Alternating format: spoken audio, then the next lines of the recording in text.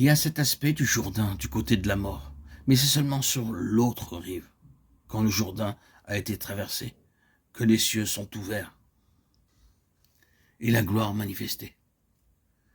C'est quand la satisfaction absolue de Dieu est réelle et la justice accomplie qu'il y a la gloire.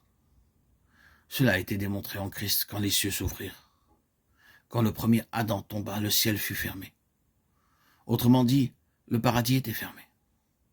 Il n'y avait aucun accès. Mais quand le dernier Adam a pris et porté de manière symbolique tout cela au Jourdain, le premier Adam pouvait désormais entrer. Le paradis était réouvert. Le ciel était réouvert. La gloire était en vue. Cela conduisait tout droit vers la transfiguration. Tout a réellement été porté à la croix, comme nous le savons. Par le jugement et la croix, la pleine expiation et l'accomplissement de toute justice qu'il réalisait permettait d'accéder à la gloire. Ainsi, la Pentecôte introduisait la présence du Saint-Esprit dans les croyants. L'Église devenait une réalité.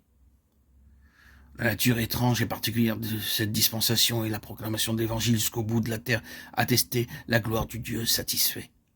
Dieu, dans cet homme inclusif et représentatif, avait satisfait sa propre nature et son propre objectif qui avait présidé à la création de l'homme. Dieu a pu dire « J'ai obtenu ce que je voulais, ce que je désirais depuis toujours. Et en ayant cela, je peux désormais le reproduire. » L'Esprit Saint est le gage de la gloire de Dieu en plénitude. Car quand le Saint-Esprit est venu, remarquons ce qui a été écrit. En lui, vous aussi, après avoir entendu la parole de la vérité, l'évangile de votre salut. En lui, vous avez cru et vous avez été scellés du Saint-Esprit qui avait été promis, lequel est un gage de notre héritage pour la rédemption de ce que Dieu s'est acquis pour célébrer sa gloire. Éphésiens 1, 13, 14. Quel est donc cet héritage? C'est la gloire de Dieu dans sa plénitude.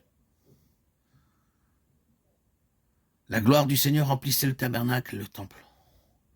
Observons que c'est dans ce lieu que résidait toute la plénitude de Dieu. C'est là que la satisfaction d'Israël devait se trouver, car la gloire était là. C'est de là que tout procédait pour la vie d'Israël. Dans cet endroit où était la gloire se trouvait l'héritage d'Israël. Maintenant, vous connaissez ce court passage des Éphésiens où l'apôtre prie pour que des croyants aient les yeux de leur cœur éclairés, pour qu'ils puissent connaître, parmi d'autres choses, quelle est l'espérance qui s'attache à son appel, quelle est la richesse de la gloire de son héritage qu'il réserve aux saints ou qu'il a dans les saints. Éphésiens 1, 18.